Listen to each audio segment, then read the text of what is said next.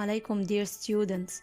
Today we will study the second activity of our fifth chapter, hormonal communication, the thyroid gland and endocrine gland. While watching this video, you will need a notebook and a pen, a phone or a laptop, and your biology book. At the end of this video, you will be able to infer the role of the thyroid gland, interpret the experiments of thyroid ablation, and finally identify the malfunctioning effects of the thyroid gland. In the previous video, we studied the endocrine system and its glands. Among these glands, we studied the thyroid gland that is located at the base of your neck and that secretes two kinds of hormones called T3 and T4.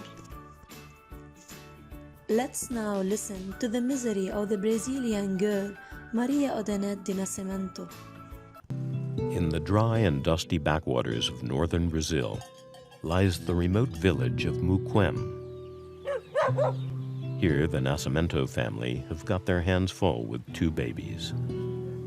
18-month-old granddaughter Vicentina plays with the hens on the porch, while her aunt Odonete sits and watches. But Odonete is no ordinary toddler. Astonishingly, she's 31 years old. She is trapped inside the body and mind of a baby. A Maria Odonete, do jeito que está, é uma criança de 2 anos. O que se passa na cabeça de uma criança de 2 anos é o que talvez se passe na cabeça dela. Odonete suffers from a severe case of congenital hypothyroidism. This means she was born with little or no thyroid hormone.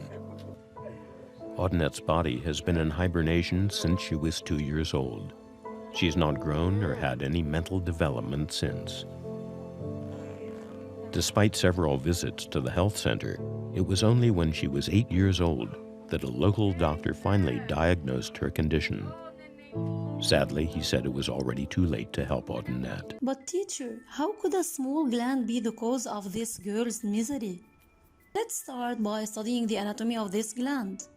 The thyroid gland is a butterfly-shaped organ located at the base of your neck, lies in front of your trachea, under your larynx.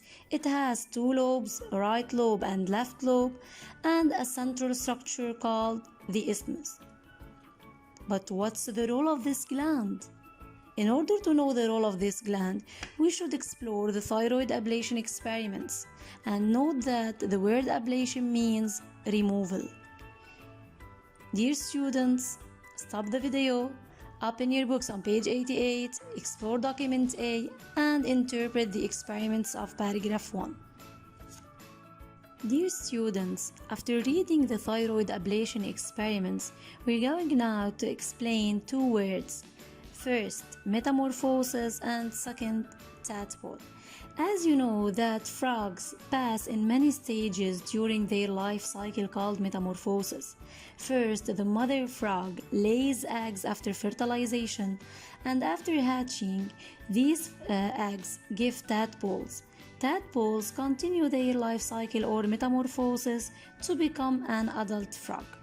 Now, a normal young tadpole has a normal metamorphosis and it will be transformed into an adult frog, while a tadpole with ablated thyroid will become a giant tadpole with no metamorphosis. But what does it indicate? This indicates that the thyroid gland is responsible for metamorphosis in tadpoles. What about the role of this gland in mammals? In experiment 2, the ablation of the thyroid gland in a young sheep causes the cease of its growth, hypothermia, muscular weakness, and delay of ossification. This indicates that the thyroid gland is responsible for growth, controlling body temperature, muscles and bones development. I have another question, teacher. What's the mode of action of this gland? To know the mode of action of this gland, let's discover the experiments of document B on page 88 and note that the word thyroidectomy means thyroid ablation and thyroid removal. Dear students, stop the video, open your books on page 88, read the experiments of document B. Note that the word grafting means transplanting and the word extract means solution or chemicals. Then answer the following questions.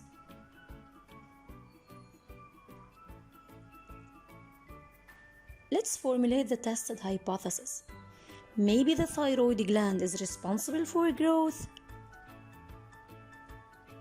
Let's analyze the experiments 1 and 2 in order to validate our hypothesis. In experiment 1, rats of lot 1 were not subjected to any experimentation, and this leads to normal growth, while in experiment 2, where rats of lot 2 were subjected to thyroid ablation, the growth ceased. Wow, our hypothesis has been approved, since after the thyroid ablation, the growth ceased. Now let's interpret the experiment 3. Normal growth was observed after the thyroid ablation following by its grafting at the abdomen. This indicates that the thyroid acts via blood, independently of its location. Now, thyroid acts by releasing hormones.